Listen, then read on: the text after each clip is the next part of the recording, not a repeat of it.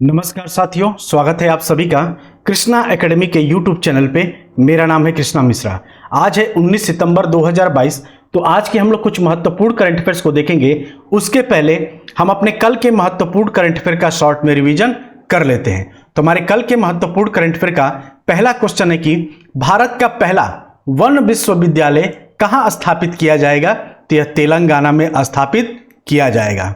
हमारा अगला प्रश्न है कि फॉरेंसिक साक्ष्य के संग्रहण को अनिवार्य बनाने वाली देश की पहली पुलिस कौन बन गई है?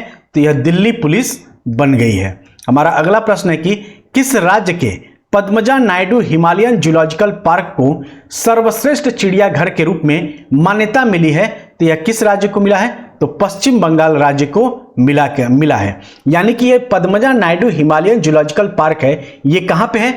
तो ये पश्चिम बंगाल में है। वहीं अगर बात किया जाए कर्नाटक में, तो कर्नाटक में कौन कौन से राष्ट्रीय उद्यान हैं? तो याद रखिएगा, बांदीपुर और बनेरघट्टा राष्ट्रीय उद्यान कहां है? तो ये कर्नाटक में है। असम में कौन है? तो काजीरंगा राष्ट्रीय उद्यान असम में है। और राजस्थान का प्रमुख राष्ट्रीय उद्यान कौन है?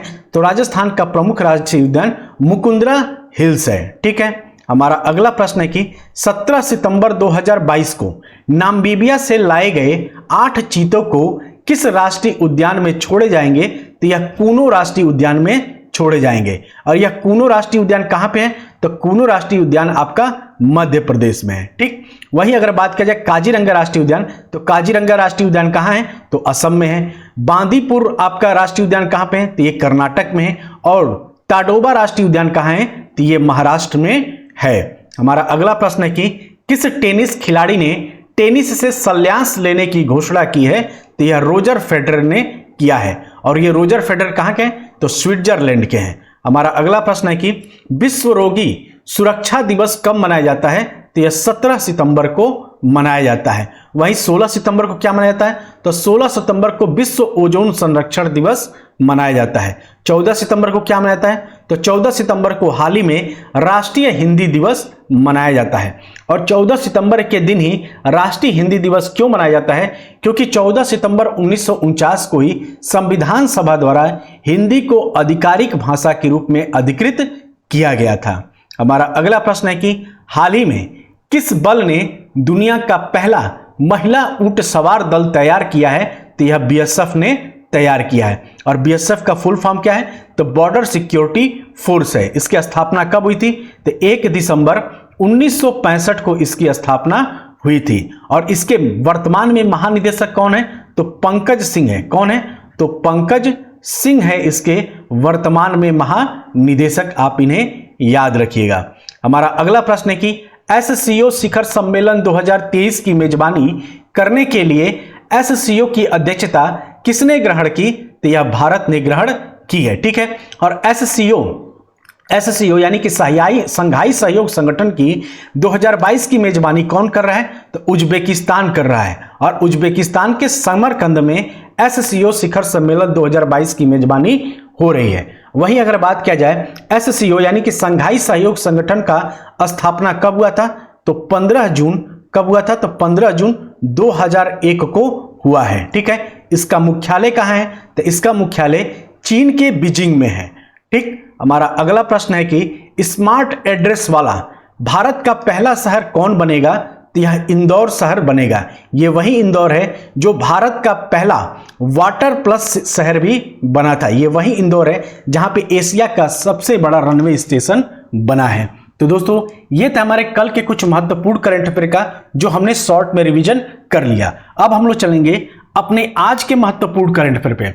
उसके पहले अगर आपने मेरे टेलीग्राम को नहीं ज्वाइन किया है तो जरूर से ज्वाइन कर ले। इसका नाम है कृष्णा एकेडमी ऑफिशियल। इसी नाम से मेरा टेलीग्राम चैनल है। इसको ज्वाइन कर लेंगे तो क्लास की सभी पीडीएफ आपको यहीं पे प्रोवाइड की जाती है। चलिए, आज के करंट अफेयर का हमारा पहला क्वेश्चन है कि हाल ही में अहमदाबाद मेडिकल कॉलेज का नाम बदलकर क्या रखा गया है?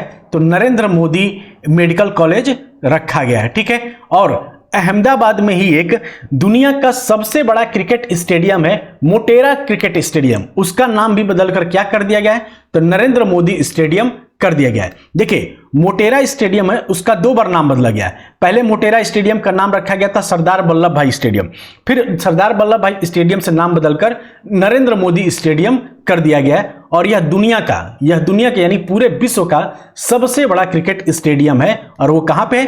तो गुजरात के अहमदाबाद में है। तो आप ये भी याद रखेंगे। और सिक्किम के एक मार्ग को, जिसका नाम जवाहरलाल नेहरू मार्ग था, उसका नाम भी बदलकर नरेंद्र मोदी के नाम पे रख दिया गया है। तो इन 3 फैक्ट को आप याद रखिएगा। ठीक है।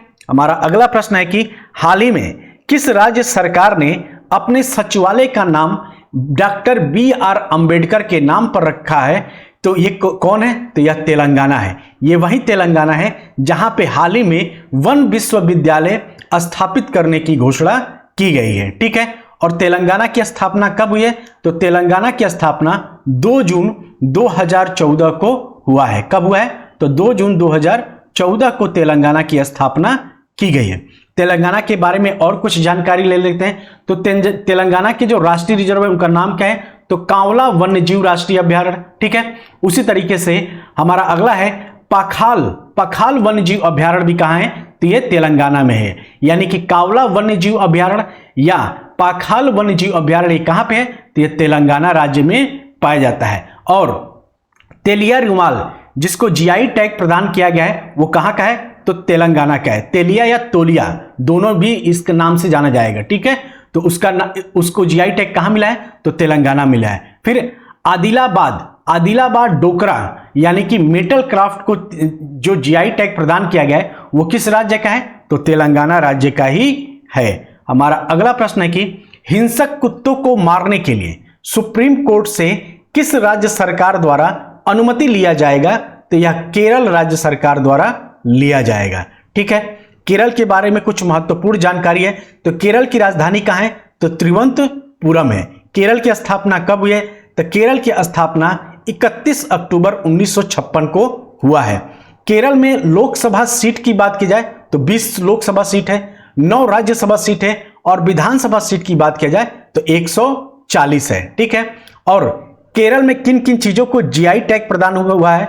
तो तिरूर पान का पत्ता को GI टैग प्रदान हुआ है। मरयूर गुड़ को केरल के मरयूर गुड़ को भी GI टैग प्रदान किया गया है। और वायनाड रोबस्टा कॉफी को भी GI टैग प्रदान किया गया है। और ये तीनों कहां पाए जाते हैं? तो केरल में पाए जाते हैं। हमारा अगला प्रश्न है कि हाल ही में स्वाति पीरामल को किस देश के सर्वोच्च नागरिक सम्मान से नवाजा गया है? तो यह फ्रांस के सर्वोच्च नागरिक सम्मान से नवाजा गया है। यानी फ्रांस का यह सर्वोच्च नागरिक पुरस्कार डॉक्टर स्वाति पीरामल की उत्कृष्ट उपलब्धियों और व्यापार और उद्योग, विज्ञान, चिकित्सा, कला और संस्कृति के क्षेत्र में राष्ट्रीय और अंतर्राष्ट्रीय स्तर पर योगदान के लिए दिया गया है। हमारा अगला प्रश्न है कि 6 सेंट्रल जेल में ART डिस्पेंसेशन सेंटर को किस राज्य सरकार ने लॉन्च किया है? तो यह किसने सरकार ने लॉन्च किया है? तो असम सरकार ने लॉन्च किया है। किसको लॉन्च किया है? तो 6 सेंट्रल जेल में ART डिस्पेंसेशन सेंटर का उद्घाटन या लॉन्च किया है। ठीक है।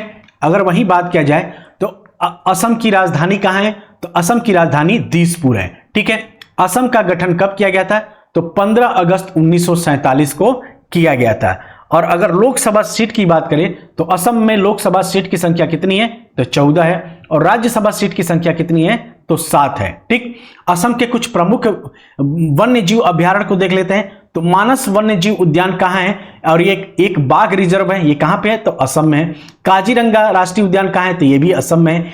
नेमेरी या नामेरी, नेमेरी भी बोला जाता है, नामेरी भी आ जाता है कभी कभी। तो नेमेरी या नामारी राष्ट्रीय उद्यान कहाँ पे है? तो ये भी असम में है। और ओरंग राष्ट्रीय उद्यान कहाँ पे है? तो ये भी असम में है। हमारा अगला प्रश्न है कि हाल ही में कहां उभरते कानूनी मुद्दे को पर सम्मेलन का उद्घाटन किया गया है? तो यह राजस्थान में किया गया है। यानी कि हाल ही में उभरते कानून मुद्दे पर सम्मेलन का उद्घाटन या आयोजन कहां किया गया है? तो याद रखिएगा यह राजस्थान में किया गया है। हमारा अगला प्रश्न है कि हाल ही में किसने Ambedkar and Modi reforms ideas performance implementation नामक पुस्तक लिखी है? तो यह किसने लिखा है? तो यह इलैया राजा ने लिखा है। क्या नाम है इनका? तो इलैया राजा ने Ambedkar and Modi reforms ideas performance implementation नामक पुस्तक लिखा है। वहीं अगर बात किया जाए पीसी बाला सुब्रमण्यम, तो पीसी बाला सुब्रमण्यम ने कौन सी पुस्तक लिखा है? तो रजनी के कला के नाम से एक पुस्तक लिखा है, ठीक। और सोजर्ड मारीजने ने क्या नाम लिखा है?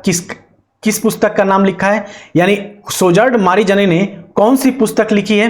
तो विल पावर नामक पुस्तक लिखा है। वहीं अगर बात किया जाए सौम्या सक्सेना की, तो सौम्या सक्सेना ने डिवोर्स एंड डेमोक्रेसी नामक पुस्तक लिखी है, ठीक है। तो इन 4 लोगों का हाल ही में पुस्तक लॉन्च हुआ है, इनके बारे में आप लोग याद रखेंगे, ठीक है।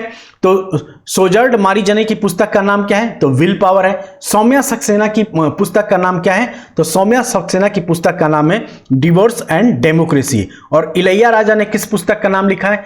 किस पुस्तक को लिखा है? तो Ambedkar and Modi reforms ideas performance implementation नामक पुस्तक लिखा है। हमारा अगला प्रश्न है कि मुख्यमंत्री गोवंश मोबाइल चिकित्सा योजना की शुरुआत किस राज्य सरकार द्वारा किया जा रहा है? तो यह छत्तीसगढ़ सरकार द्वारा किया जाएगा। और इसके तहत घर घर जाकर गायों का इलाज किया जाएगा, ठीक है। छत्तीसगढ़ के बारे में कुछ और महत्वपूर्ण तथ्यों को देख लिया जाए तो इंद्रावती राष्ट्रीय उद्यान कहाँ है? तो ये छत्तीसगढ़ में है। अचान कमार राष्ट्रीय उद्यान कहाँ है? तो ये भी छत्तीसगढ़ में है। उदंत सीता नदी वन्य जीव अभ्यारण्य कहाँ है? तो ये भी आपका छत्तीसगढ़ में है, ठीक है। अगर छत्तीसगढ़ के प्रमुख लोक नृत्य की बात किया जाए तो लोक नृत्य कौन कौन से हैं? तो झूमर है, पाली है, कर्मा है, नवारानी है, डांगला है, पंडवानी है और दीवारी, ये सभी प्रमुख लोक नृत्य हैं। और जीआई टैग बात किया जाए तो जीरा फुल चावल को, छत्तीसगढ़ के जीरा फुल चावल को क्या दिया गया है? तो जीआई टैग प्रदान किया गया है। हमारा अगला प्रश्न है कि हाल ही में किस राज्य सरकार ने महाराजा हरि सिंह की जयंती पर सार्वजनिक अवकाश घोषित करने की घोषणा की है? तो यह जम्मू कश्मीर सरकार ने किया है। और ये राजा हरि सिंह जो है, इन्होंने ही भारत में जम्मू कश्मीर को भारत में विलय करने के लिए विलय पत्र पर घोषणा की थी। और अंतिम डोगरा शासक महाराजा हरि सिंह की जयंती पर अवकाश घोषित करने की मांग लंबे समय से चली आ रही थी। जम्मू महाराजा हरि सिंह के जन्मदिन 23 सितंबर को सार्वजनिक अवकाश घोषित किए जाने के बाद जम्मू में उत्सव का माहौल है। हमारा अगला प्रश्न है कि हाल ही में कहां के वैज्ञानिक ने टीबी का वैक्सीन देने के लिए नई विधि को तैयार किया है? तो IISc बेंगलुरु ने तैयार किया है, ठीक है। तो दोस्तों ये था हमारा आज के कुछ महत्वपूर्ण करंट अफेयर्स को। अब हम लोग चलेंगे अपने जनवरी से लेके अब तक के महत्वपूर्ण करंट अफेयर का शॉर्ट में रिवीजन कर लेते हैं। तो पहला क्वेश्चन है कि वैज्ञानिक एवं औद्योगिक अनुसंधान परिषद यानी कि CSIR की पहली महिला निदेशक कौन बनी है?